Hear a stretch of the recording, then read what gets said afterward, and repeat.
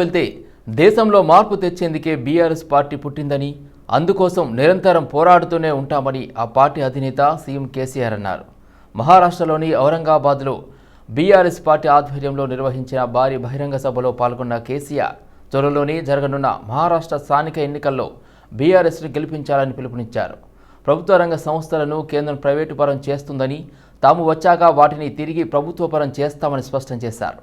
हर शहर में, हर छोटे से छोटे गांव में जो आज तेलंगाना राज्य में मिल रहा है, हमने किया है वहां पे।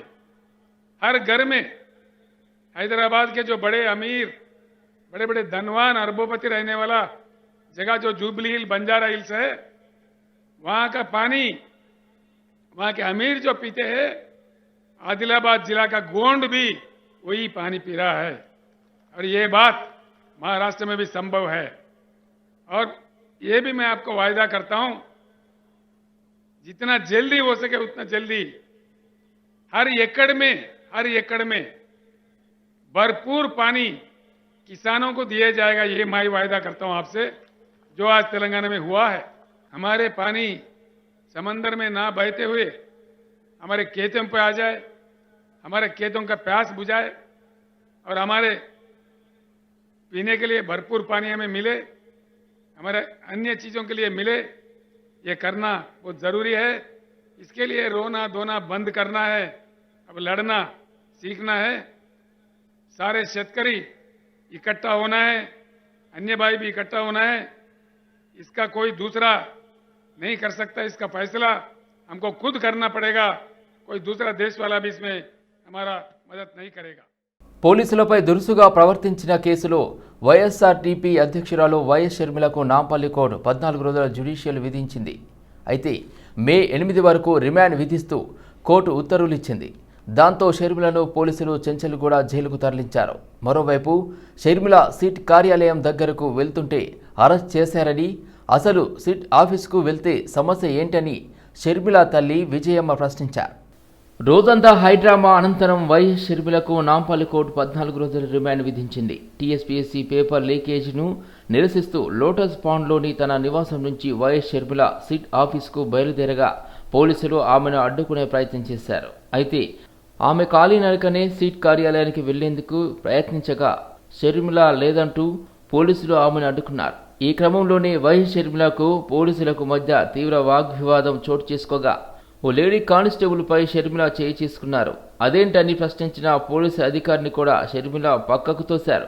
దీంతో పోలీసు విధులకు ఆటంకం కలిగించేలా వ్యవహరించిన షర్మిలపై 353, 332, 509, 427 సెక్షన్ల కింద జూబ్లీహిల్స్ పోలీస్ స్టేషన్లో కేసు నమోదు చేశారు. గాంధీ ఆసుపత్రిలో పరీక్షలు నిర్వహించిన అనంతరం ఆమెను నాంపల్లి కోర్టులో హాజరుపరిచారు. షర్మిలకు కోర్టు 14 రోజుల రిమాండ్ విధిస్తూ ఉత్తర్వులు ఇచ్చింది. ఎందుకు మమ్మల్ని ఎందుకు చేస్తున్నారు?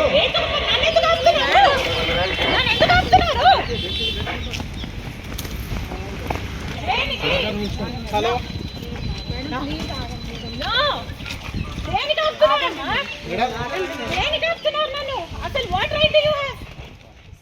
అంతకుముందు అరెస్ట్ అయ్యి జూబ్లీ హిల్స్ పోలీస్ స్టేషన్లో షర్మిలను పరామర్శించేందుకు వెళ్లిన వైఎస్ విజయమ్మ ఆగ్రహంతో ఊగిపోయారు. షర్మిలను కలిసేందుకు అనుమతి లేదని అడ్డుకున్న పోలీసులతో వాగ్వాదానికి దిగారు. ఈ క్రమంలో ఓ మహిళా కానిస్టేబుల్ చెంపపై కొట్టారు. దీనికి సంబంధించి వీడియోలు సోషల్ మీడియాలో వైరల్గా మారాయి. రాష్ట్రంలో రాచరిక పాలన కొనసాగుతుందని, సర్కార్ వైఫల్యాలను ప్రశ్నిస్తున్న గొంతులను అణగదొక్కే ప్రయత్నం జరుగుతుందని విజయమ్మ మండిపడ్డారు. ఈరోజు కూడా నేను పోలీస్ స్టేషన్లో అదే అడిగాను. నా కూతుర్ను చూసిపోతాను, నేను ఎందుకు అరెస్ట్ చేశారో చెప్పండి అని అడిగాను. దానికి జవాబు లేదు. బంజారాహిల్స్ పోలీస్ స్టేషన్కి పోయి అడగండి, ఎందుకు అరెస్ట్ చేసినారో మాకు తెలియదు, ఇక్కడ తీసుకొచ్చారని చెప్తా ఉన్నారు. అంటే ఎందుకు అరెస్ట్ చేసినారో కూడా చెప్పలేని స్థితి పోలీసు వాళ్ళకు ఉంది అని అడుగుతా ఉన్నాను నేను. అంటే ఎందుకు అరెస్ట్ చేస్తూ ఉన్నారు? ఎందుకు ఈరోజు షర్మిలమ్మ నిరుద్యోగ సమస్య మీద ఆమె పోరాటం చేసింది, స్టార్టింగ్ మొదలు పెట్టింది ఆమె, పోరాటం ఉద్యమానికి తీసుకొచ్చింది ఆమె. ఈరోజు మరి వేరే కాంగ్రెస్ కానీ బీజేపీ కానీ ఈరోజు మీటింగులకు దానికి దీనికి మరి వాళ్ళు ఇస్తూ ఉన్నారు, పర్మిషన్స్ ఇస్తూ ఉన్నారు, పెద్ద పెద్ద మీటింగులు జరుగుతూ ఉన్నాయి. మరి షర్మిలమ్మ మీటింగ్ పెట్టుకోవడానికి కానీ, షర్మిలమ్మ ధర్నా చేయడం కానీ ఎందుకు షర్మిలమ్మను అరెస్ట్ చేస్తూ ఉన్నారు, ఎందుకు షర్మిలమ్మను ఇంట్లో నుంచి బయటికి పోనీయట్లేదు. మరోవైపు ఈ అంశంపై పోలీసులు స్పందించారు. ఎస్ఐను షర్మిల కొట్టారని, ఎస్ఐ ఫిర్యాదు మేరకు చర్యలు తీసుకుంటామని డీసీపీ జోయల్ డేవిస్ తెలిపారు. డ్యూటీలో ఉన్న పోలీసులపై చేయి చేసుకోవడం పద్ధతి కాదన్నారు. ఇక్కడ మనకి ఎస్ఐటి సిట్టు దగ్గరికి వెళ్తున్నారు అని చెప్పి ఇన్ఫర్మేషన్ రాగానే మన పోలీస్ ఆఫీసర్స్ వెళ్ళారు. పర్మిషన్ ఏం అప్లై కూడా చేసుకోలేదు అని వాళ్ళు బ్రీఫ్ చేయడానికి అండ్ ఒకవేళ ప్రయత్నం చేస్తే అక్కడే హోల్డ్ చేయడానికి కోసం వెళ్ళడం జరిగింది. అక్కడ మన పోలీస్ ఆఫీసర్స్ మీద అసాల్ట్ చేశారని విజువల్స్ వస్తున్నాయి. దట్ ఎవరైతే ఆఫీసర్స్ ఇన్వాల్వ్ అయ్యారో వాళ్ళ దగ్గర నుంచి ఫిర్యాదు తీసుకొని చట్టపరమైన చర్యలు తీసుకుంటాం. అంటే అరెస్ట్ చేయబోతున్నారు సార్. ఇప్పుడే ఆఫీసర్స్ ఎవరైతే దానిలో ఇన్వాల్వ్ అయ్యారో ఒక ఆయన హాస్పిటల్కి వెళ్ళడం జరిగింది. ఇంకొక సబ్ ఇన్స్పెక్టర్ కూడా దాన్ని ప్రివెంటివ్ అరెస్ట్ కూడా చేసుకొని పోలీస్ స్టేషన్ వస్తున్నారు. వాళ్ళు వచ్చి ఫిర్యాదు మేరకు వీ విల్ టేక్ యాక్షన్. దేశంలో అంబేద్కర్ రాజ్యాంగం నడుస్తుందా లేక బీజేపీ రాజ్యాంగం నడుస్తుందా అని మాజీ మంత్రి షబీర్ అలీ ప్రశ్నించారు. కేంద్ర హోంమంత్రిగా అమిత్ షా అన్ఫిట్ అంటూ ఫైర్ అయ్యారు. ముస్లిం రిజర్వేషన్లు తొలగిస్తామనటం బీజేపీ అహంకారానికి నిదర్శనమని మండిపడ్డారు. మతపరమైన రిజర్వేషన్లు చెల్లవని సుప్రీంకోర్టు చెప్పిందని, కానీ పేదలకు రిజర్వేషన్లు ఇవ్వాలని కూడా సూచించిందని గుర్తు చేశారు. అమిత్ షా వ్యాఖ్యలపై సుప్రీంకోర్టులో పిటిషన్ వేస్తానన్నారు. మనకు ఇప్పుడు జరుగుతుంది ఇండియన్ కాన్స్టిట్యూషన్, నాటే బీజేపీ కాన్స్టిట్యూషన్ కాదు. డాక్టర్ బాబాసాహెబ్ అంబేద్కర్ రాస్తున్న కాన్స్టిట్యూషన్తోనే దేశం నడుస్తుంది. మోదీ గారు అమిత్ షా గారు రాసిన కాన్స్టిట్యూషన్ కాదు. మీరు అసలు హోమ్ మినిస్టర్గా చెప్పుకోవాలంటే కూడా సిగ్గు అనిపిస్తుంది నాకు. నువ్వు దేశ హోంమంత్రిగా నీకు కాన్స్టిట్యూషన్ అన్కాన్స్టిట్యూషనల్ రెండు కనిపిస్తలేదా? Constitutional unconstitutional. అయ్యా, ఇది రిజర్వేషన్ కావాలని ఇక్కడ డిమాండ్ 1994 నుంచి ఈ జీవో వచ్చింది. 1994లో ఇది స్టార్ట్ అయింది. ఆగస్ట్ 1994లో బీసీ కావాలని. దాని తర్వాత ఈ రిజర్వేషన్ ముస్లిం రిజర్వేషన్ అని గతంలో 2004లో ఇచ్చినప్పుడు హైకోర్టు మా బిల్లును రిజెక్ట్ చేస్తూ మీరు మతపరంగా రిజర్వేషను చెల్లదు, మీరు క్రిమిలేయరు ముస్లిమ్స్లో ఉన్న వాళ్ళకు తీసేసి ఓన్లీ సోషల్లీ. ముస్లిం రిజర్వేషన్లపై కేంద్ర హోంమంత్రి అమిత్ షా చేసిన వ్యాఖ్యలను ఎంపీ అసదుద్దీన్ ఓవైసీ ఖండించారు. తెలంగాణలో మతాన్ని ఆధారంగా చేసుకుని ముస్లింలు రిజర్వేషన్లు పొందటం లేదన్నారు. రిపోర్ట్ల ఆధారంగానే ముస్లింలకు రిజర్వేషన్లు కల్పిస్తున్నారని తెలిపారు. ఈ విషయం బీజేపీకి అర్థం కాదని, ముస్లింలను కనుమరుగు చేసేందుకు బీజేపీ రాజకీయాలు చేస్తుందని మండిపడ్డారు. जब बीजेपी की नेशनल एग्जीक्यूटिव कमेटी की मीटिंग हैदराबाद में हुई थी तो आप तमाम मीडिया के ज़िम्मेदारों ने एक न्यूज़ को कैरी किया था कि भारत के वज़ीर आज़म ने बीजेपी के लोगों से कहा कि पसमानदा मुसलमानों की बात करो।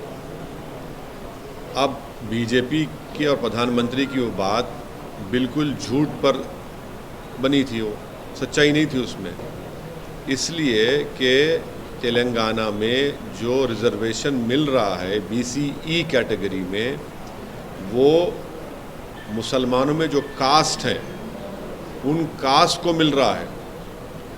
और PS कृष्णन की रिपोर्ट बनाई गई, उसको उस वक्त के आंध्र प्रदेश के OBC कमीशन ने अपनी रिपोर्ट बनाई, उसको एक्सेप्ट किया और उसके बाद ये 4% रिजर्वेशन मिल रहा है जिसको सुप्रीम कोर्ट के स्टे पे चल रहा है।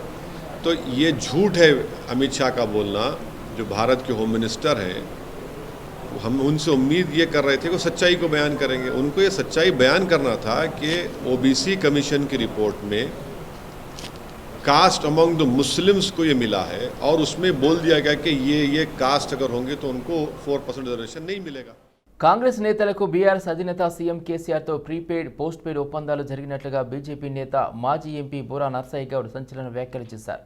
బీజేపీని ఎదుర్కొనడానికి కాంగ్రెస్ శక్తి సరిపోక బీఆర్ఎస్తో సహా దేశవ్యాప్తంగా ప్రాంతీయ పార్టీలతో అంటగాగేందుకు సిద్ధమైందని ఆరోపించారు. ఇప్పటికే కాంగ్రెస్ అగ్రనేతలు మల్లికార్జున ఖార్గే, రాహుల్ గాంధీతో అంతర్గత ఒప్పందాలు జరిగినట్లుగా సమాచారం ఉందన్నారు. బేగానీ షాదీ మే అబ్దుల్లా దివానా చందంగా రేవంత్ రెడ్డి పరిస్థితి తయారైందంటున్న నర్సయ్య గౌడ్తో మా bureau chief Srinivas face to face. BJP రాష్ట్ర నేత మాజీ ఎంపీ బూర నరసయ్య గౌడ్ గారు మనతో ఉన్నారు. వారిని అడిగి తెలుసుకుందాం. చెప్పండి సార్, ఇప్పుడు కాంగ్రెస్ బీఆర్ఎస్ ఒకటే అంటూ బీజేపీ పరస్పరం ఆరోపిస్తూ ఉంది, పదే పదే ఆరోపిస్తూ ఉంది. వాళ్ళేమో విభేదిస్తున్నారు, మేము కాదు బీఆర్ఎస్ బీజేపీ ఒకటే అంటున్నారు. దీన్ని ఎట్లా క్లారిటీ ఇస్తారు? మేము దీన్ని రెండు రకాలు చూడాలి. ఒకటి రాష్ట్ర రాజకీయాలు, రెండు దేశ రాజకీయాలు. రాష్ట్ర రాజకీయాలు చూస్తే బీజేపీ అనేది గణనీయంగా పెరిగింది, ప్రభుత్వానికి వచ్చే అవకాశం చాలా ఉంది. ఈరోజు టీఆర్ఎస్ ప్రభుత్వం, బీజేపీ ప్రభుత్వం వారికి పూర్తి స్థాయిలో మెజారిటీ వస్తుందని నమ్మకం 100% వారికి లేదు. కేసీఆర్ గారికి నమ్మకం లేదు. సో దాన్ని బట్టి ఏంటంటే కాంగ్రెస్ దూవుతున్నారు. ఈ దేశ రాజకీయాలు చూస్తే ఏంటంటే కేసీఆర్ గారు దేశ రాజకీయాలకు పోవటానికి ఒక స్వతంత్రం అని, ఫెడరల్ ఫ్రంట్ అని, లేకుంటే మన బీఆర్ఎస్ పార్టీ అని ఇవన్నీ ప్రయత్నం చేశారు. కానీ ఏది వర్కౌట్ కావట్లేదు. ఇప్పుడు ఏ దిక్కు లేదు కాబట్టి కాంగ్రెసే దిక్కు అనే ఒక ఆలోచనకు వారు రావటం జరిగింది. కాబట్టి మోడీ గారిని తట్టుకోవాలంటే మనం అందరం కలిసి ఉండాలని అక్కడ కూడా ఖర్గే గారు, రాహుల్ గాంధీ గారు వీళ్ళందరూ కేసీఆర్ గారితో టచ్లో ఉన్నారు. అది అందరికీ ఓపెన్ సీక్రెట్. ఈ రెండు నేపథ్యంలో ఇది స్పష్టంగా ఏంటంటే తెలంగాణ ప్రజలు గుర్తించాలి, ఈరోజు కేసీఆర్ గారు కాంగ్రెస్ పార్టీతోనే సన్నిహితంగా ఉండటానికి ఈ రెండు కారణాలు ఉన్నాయి. అయితే ఇదే క్రమంలో రేవంత్ రెడ్డి ఏకంగా భాగ్యలక్ష్మి దేవాలయం దగ్గర ఒక భావోద్వేగపూరితమైన మాటలు మాట్లాడడం ఎట్లా చూడొచ్చు? అది ఎట్లా ఉందంటే బేగానా షాదీ మే అబ్దుల్లా దివాలా అన్నట్టు చాలామంది సీనియర్ కాంగ్రెస్ నాయకులు రేవంత్ రెడ్డిని టీపీసీసీ ప్రెసిడెంట్గా ఒప్పుకోవట్లే. ఇప్పటికి కూడా మన నల్గొండ జిల్లా మీటింగ్ పెడుతున్నట్టు వాళ్ళు వీసా ఇవ్వలే. అందుకొరకు దాన్ని ఓన్ చేసుకోవటానికి కాంగ్రెస్ పార్టీని నేను ఓన్ చేసుకుంటున్నా అనే ఒక సంకేతం, సిగ్నల్ పార్టీ క్యాడర్కి ఇవ్వాలని వారు చేసినటువంటి ప్రయత్నం అదే, అంతకుమించి ఏం లేదు. మీరు క్లారిటీతో మీరు శ్రీనివాస్ 2018లో పోస్ట్ పెయిడ్ బ్యాచ్ అంటే కాంగ్రెస్కు ఎవరైతే గెలిచారో కేసీఆర్ గారు కొనుక్కున్నారు. ఇప్పుడు ఏంటంటే ప్రీపెయిడ్ బ్యాచ్. ఇప్పుడు ఒక 20-25 మెంబర్స్ కాంగ్రెస్ ఎమ్మెల్యేలు కొద్దిగా బలంగా ఉన్నారని సర్వేలు ఎక్కడైతే ఉన్నారో వాళ్ళందరికీ ఫండింగ్ కూడా కేసీఆర్ గారు మొదలే ఇవ్వడం జరుగుతుంది. అంతర్గతంగా చర్చలు చాలా వరకు జరిగిపోయినాయి. ఇదంతా ప్రీపెయిడ్ బ్యాచ్ అయింది. అందుకొరకు ఇందులో తెలంగాణ ప్రజలు, కాంగ్రెస్ ఓటర్లు ప్రధానంగా గుర్తుపెట్టుకోవాలి, మీరు వేసే ప్రతి ఓటు కేసీఆర్కు సీటు. బీజేపీకి ఒక క్లారిటీ వస్తుంది ప్రజల్లో కూడా. బీజేపీ కేవలం బీజేపీ మాత్రమే బీఆర్ఎస్కు ప్రత్యామ్నాయం అనే ఒక క్లారిటీ కూడా ప్రజల్లోకి వస్తుంది. కాబట్టి బీజేపీ అధికారంలోకి రావడం తథ్యమనే ధీమాను కూడా వ్యక్తం చేస్తున్నారు మాజీ ఎంపీ బూర నరసయ్య గౌడ్ గారు. అదేవిధంగా ఈ రాజకీయాల్లో సమీకరణాలు వేరుగా ఉంటాయి కాబట్టి అవన్నీ కూడా ఓ ఎన్నికల నాటికి పరిస్థితులన్నీ బీజేపీకి అనుకూలంగా మారుతాయన్న ఒక ధీమా కూడా అదే సమయంలో వ్యక్తం చేయడం జరిగింది. కెమెరా పర్సన్ చంద్రశేఖర్తో శ్రీనివాస్, సిటీ విజన్, హైదరాబాద్. భవిష్యత్తు అంతా ఎలక్ట్రిక్ వాహనాలదేనని, ఈ వాహనాలు తెలంగాణ అడ్డాగా మారుతున్నాయని పరిశ్రమ ఐటీ శాఖ మంత్రి కేటీఆర్ అన్నారు. జహీరాబాద్లోని మహీంద్రా అండ్ మహీంద్రాలో ఏర్పాటు చేసిన ఎలక్ట్రిక్ వాహనాల తయారీ పరిశ్రమకు మంత్రి భూమి పూజ చేశారు. కాలుష్య నిర్మూలనకు ఎలక్ట్రిక్ వాహనాలకు పెద్దపీట వేయడం ఒక్కటే మార్గమని కేటీఆర్ స్పష్టం చేశారు. ఈ సందర్భంగా మంత్రి కేటీఆర్ మహీంద్రా ఎలక్ట్రిక్ ఆటోను నడిపి సందడి చేశారు. వాహనాల ద్వారా వెలువడే వ్యర్థాలు, వాహనాల ద్వారా వెలువడే ఏదైతే కాలుష్యం ఉంటుందో అది రాకూడదు అంటే ఎలక్ట్రిక్ వాహనాలకు పెద్దపీట వేయాలని చెప్పి 2020 సంవత్సరం సెప్టెంబర్ మాసంలో ఎలక్ట్రిక్ వెహికల్ పాలసీ కూడా కొత్తది తెలంగాణ ప్రభుత్వం తీసుకొని వచ్చింది. అందులో భాగంగానే ఈరోజు మన ఆర్టీసీలో, టీఎస్ఆర్టీసీలో కొత్తగా ఎలక్ట్రిక్ బస్సులు కొంటా ఉన్నాం. ప్రైవేట్ రంగంలో కూడా ఎలక్ట్రిక్ మన కార్లు కానీ, ఎలక్ట్రిక్ 2 వీలర్స్ కానీ కొనుక్కునే వారికి ప్రోత్సాహాలు ఇస్తూ ఉన్నాం.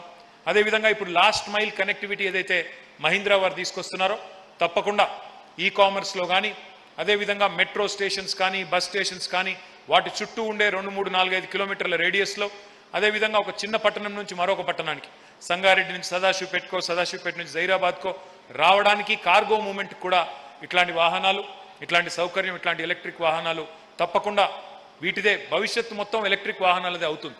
ఎందుకంటే ప్రపంచవ్యాప్తంగా వస్తున్న మార్పు ఇది, ఒక మన దగ్గర కాదు. ఇంటర్నల్ కంబషన్ ఇంజిన్ ఏదైతే ఉన్నదో అది రానున్న రోజుల్లో ట్రాక్టర్లలోంచి కూడా పోతుంది, కార్లలోంచి పోతుంది, టూ వీలర్లోంచి పోతుంది, అదేవిధంగా ఆటోలో కూడా పోతుంది, బస్సుల్లో కూడా పోతుంది. తప్పకుండా అందుకే ఎలక్ట్రిక్ వాహనాలదే ఫ్యూచర్ అని అర్థమైన తర్వాత మనం ఆ రంగాన్ని ప్రోత్సహించాలన్న ఉద్దేశంతోనే కొత్త విధానాన్ని తీసుకొచ్చాం. తెలంగాణ గవర్నర్ పెండింగ్ బిల్లుల కేసులో ప్రభుత్వం వేసిన పిటిషన్పై సుప్రీంకోర్టులో విచారణ జరిగింది.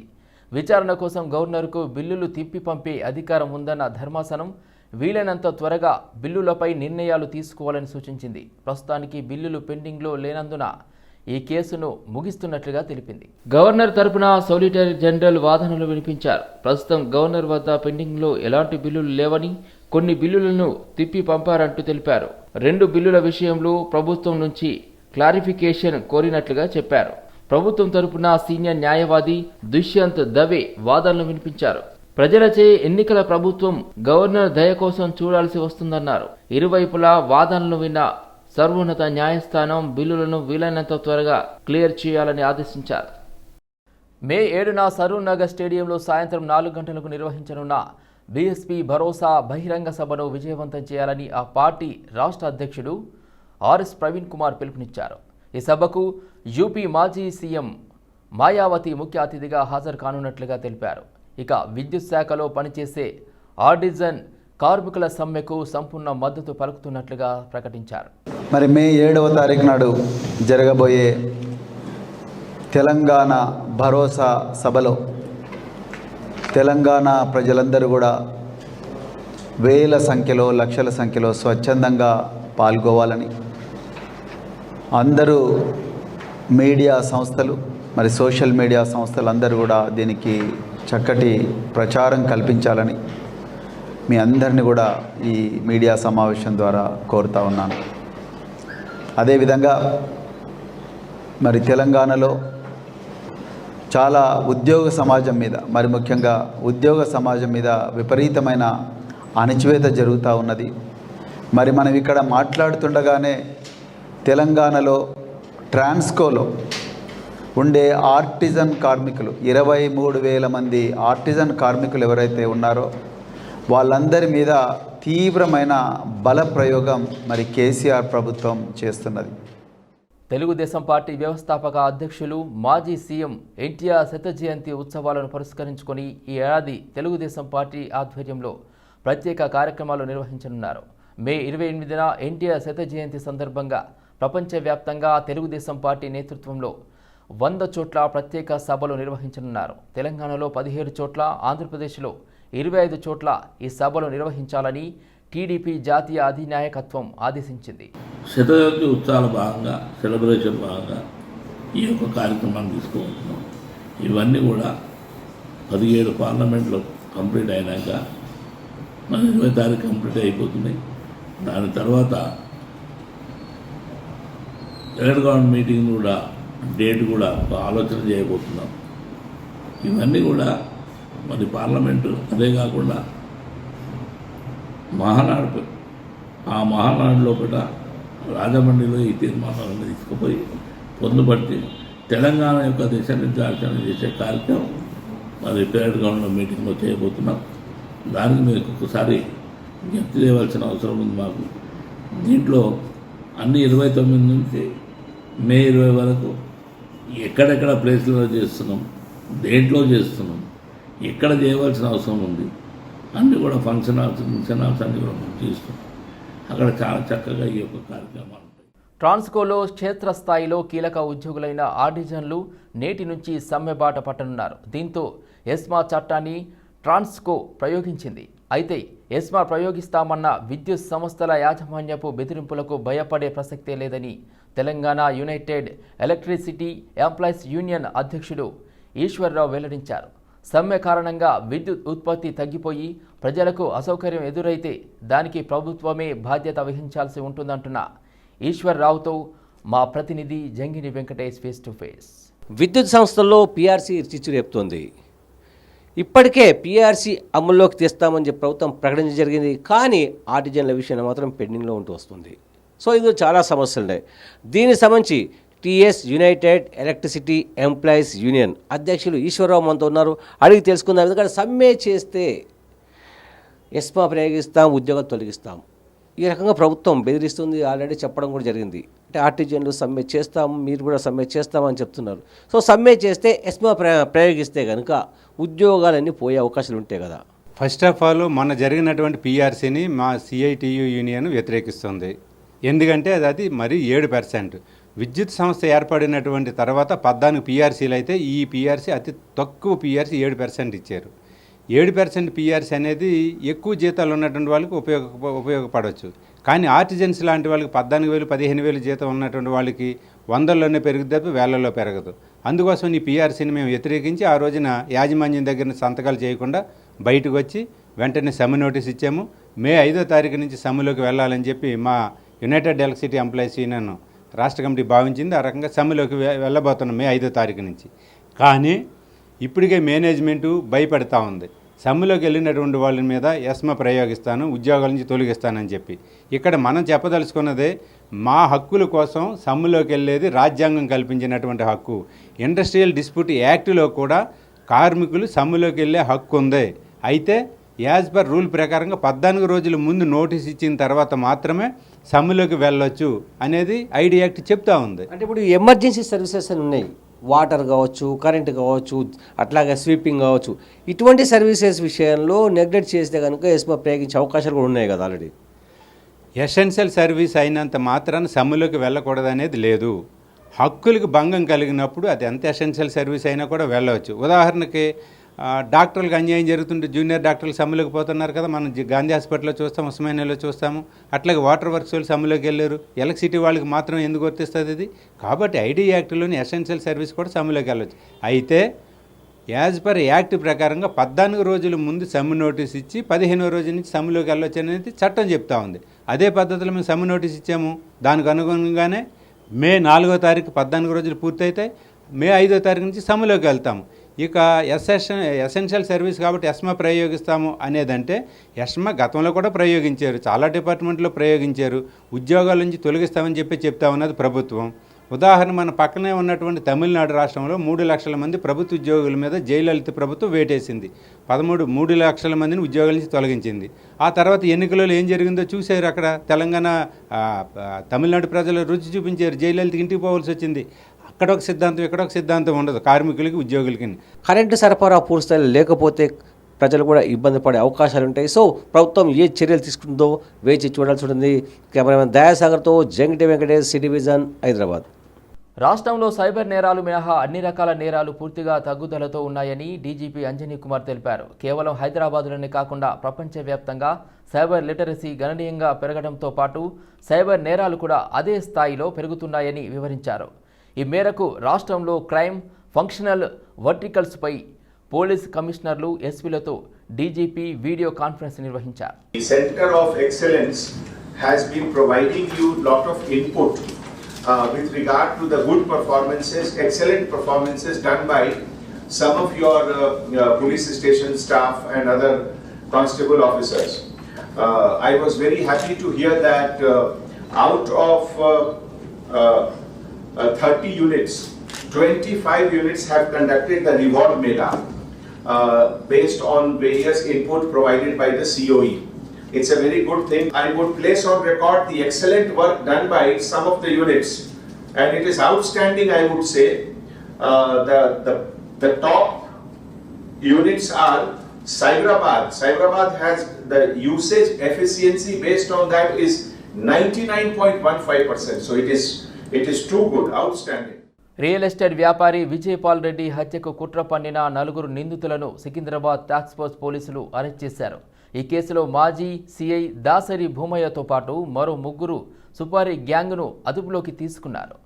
నిందితుల వద్ద ఒక పిస్టోల్, 2 కత్తులు స్వాధీనం చేసుకున్నామని సిపి ఆనంద్ తెలిపారు. సికింద్రాబాద్లోని గోపాలపురం పిఎస్ పరిధిలో ఓ లాడ్జిలో 20 లక్షల సుపారీకి ఒప్పందం కుదుర్చుకున్న సమయంలో నిందితులను పట్టుకున్నారు. తనతో ఒక టీమ్గా ఏర్పడి తను బాగా యాంటీ నక్సల్ వర్క్ చేయడం జరిగింది. తర్వాత రియల్ ఎస్టేట్ బిజినెస్లో వచ్చి కానిస్టేబుల్ ఉద్యోగం రాజీనామా చేసి రియల్ ఎస్టేట్ బిజినెస్లో దిగాడు. సో వాళ్ళ సంబంధాలు అప్పటి నుంచి కంటిన్యూ అయ్యాయి. మోసం చేశాడని నమ్మించి మోసం చేశాడని ఇతని దాసరి భూమయ్య ఆలోచన. దానికి తగ్గట్టు ప్రతీకారం తీర్చుకోవాలి అనే యూజువలీ పోలీస్ ఆఫీసర్స్ వాళ్ళకు తెలివి ఉంటుంది, వాళ్ళు ఈ విధంగా చెయ్యరు. కానీ ఇంత వాడికి చాలా అక్కడ పేరు ఉన్న ఇన్స్పెక్టరే, చాలా పోస్టింగ్స్ చేశాడు, మంచి మంచి పోస్టింగ్స్ చేశాడు. ఈ విధంగా చేయడం మాకు కూడా కొద్దిగా ఆశ్చర్యం కలిగింది. ప్రముఖ నటుడు శరత్ బాబు ఆసుపత్రిలో వెంటిలేటర్పై చికిత్స పొందుతున్నారు. ఆరోగ్యం విషమంగా ఉన్నట్లుగా డాక్టర్లు ప్రకటించారు. సోమవారం సాయంత్రం ఆయనకు జరుగుతున్న చికిత్సకు సంబంధించి వివరాలను హైదరాబాద్ ఏఐజీ ఆసుపత్రి వర్గాలు వెల్లడించాయి. శరత్ బాబు చికిత్సకు స్పందిస్తున్న అవయవాలు బాగా దెబ్బతిన్నాయని, కిడ్నీలు, కాలేయం పనితీరు సరిగ్గా లేదని డాక్టర్లు తెలిపారు. మల్టీ ఆర్గాన్ డ్యామేజ్ కావడంతో వెంటిలేటర్పై ఉంచి చికిత్స అందిస్తున్నట్లుగా వెల్లడించారు. కాగా శరత్ బాబు కొన్నాళ్లుగా సెప్సిస్ అనే వ్యాధితో బాధపడుతున్నారు. కొన్ని రోజుల క్రితం చెన్నైలోని ఓ కార్పొరేట్ ఆసుపత్రిలో కొన్ని రోజులు ఈ వ్యాధికి చికిత్స తీసుకున్నారు. రెండోసారి వ్యాధి తిరగబడటంతో చెన్నై నుంచి బెంగళూరు తరలించి వైద్యం చేయించారు. అయితే అక్కడ మెరుగుపడకపోవడంతో హైదరాబాద్ తీసుకొచ్చి వైద్యం చేయిస్తున్నారు.